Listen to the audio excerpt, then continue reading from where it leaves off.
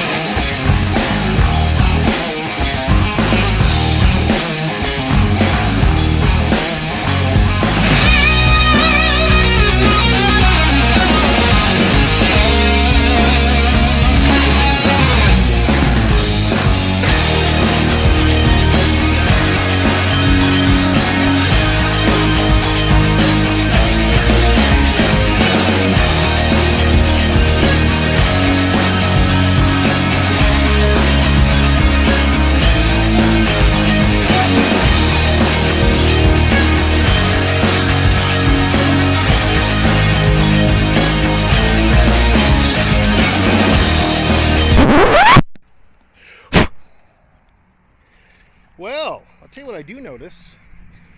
I notice a huge reduction in power. Well, not huge, but a significant reduction in thrust. The three blades are giving me a bit more precision, I think. Things are a little bit more locked in.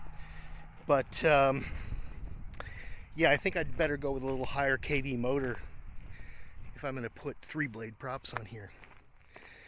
Anyway, it's a fun little experiment to try.